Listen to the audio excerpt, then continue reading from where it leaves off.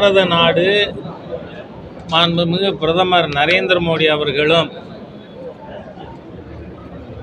பாகிஸ்தானுக்கு தக்க பாடம் புகட்டுவதற்கான நடவடிக்கைகளை மேற்கொண்டு வருகிறார்கள். ஆனால் அந்த சமயத்தில் இங்கே இருக்கக்கூடிய உள்நாட்டிலே இந்த நாட்டிற்கு எதிராக பேசுவதையே அவர்களுடைய பொலிட்டிக்கல் கல்ச்சராக கடைபிடித்து வருகின்ற திருமாவளவன் போன்றவர்கள், சீமான் போன்றவர்கள்,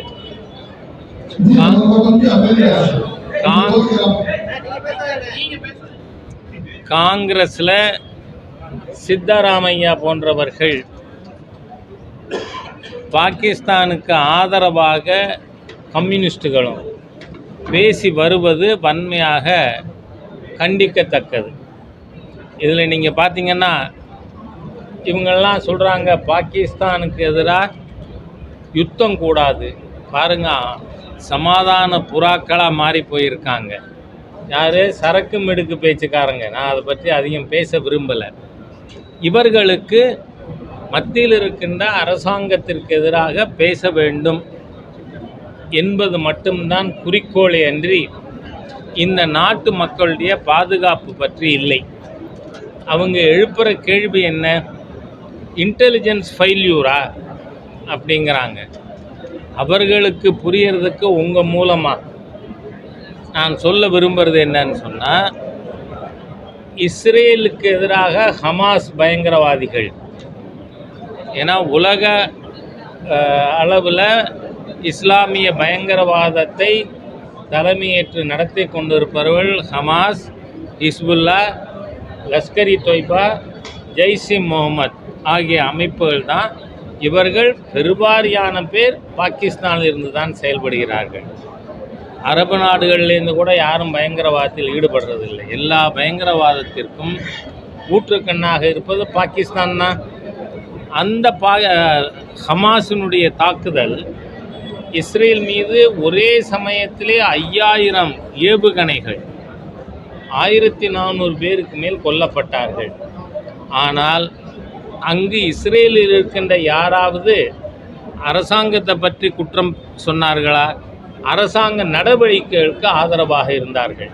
இந்த பாரத தேசத்தில் தான் நமக்கு மிகப்பெரிய தலையெழுத்து என்னன்னா, வெளிநாட்டில் இருக்கின்ற தேச விரோதிகளை விட உள்நாட்டிலே இருப்பவர்கள் அதிகமாக இருக்கு.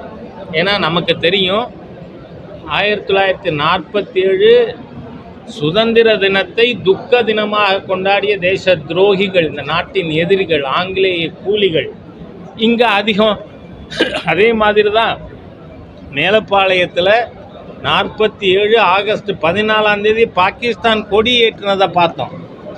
300 ஆண்டுகளுக்கு முன்பாக அமெரிக்கா கிடையாது. இப்போ இருக்கின்ற அமெரிக்காவில் இருப்பவர்கள் எல்லாருமே வேறு மாநிலங்கிருந்து மைக்ரேட் ஆகி வந்தவங்க தான். ஆனால் அமெரிக்காவில் யாராவது நாட்டுக்கு விரோதமாக பேசுகிறானா?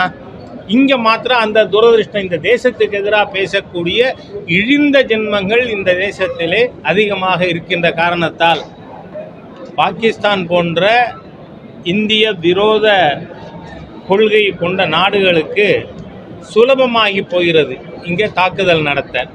அதனால் இவர்களுக்கு நான் சொல்லிக் கொள்வது என்னன்னா, நீங்கள் தேசத்திற்கு எதிராக பாகிஸ்தானுக்கு ஆதரவாக பேசுகிறத நிறுத்தி கொள்ள வேண்டும். இல்லை என்றால் நாமளும் விரும்புகிறோம், நாம் ஒன்றும் we are not war mongers. ஆனால் ஒரு கால் யுத்தம் வருமானால் இவர்கள் இந்த நாட்டுக்கு எதிராக செயல்பட மாட்டார்கள்னு யாராவது உறுதி சொல்ல முடியுமா? ஏன்னா இப்போவே பாகிஸ்தானுக்கு ஆதரவாக என்னவெல்லாம் பேசுகிறாங்க, முகநூலில் எழுதுகிறாங்க. அதாவது ஒரு 4 பேர் 5 பேர் செய்ததுக்கு ஒரு நாட்டை குறை சொல்ல முடியுமான்னு. ஆனால் அந்த நாடு ஒப்புக்கொண்டு இருக்கு.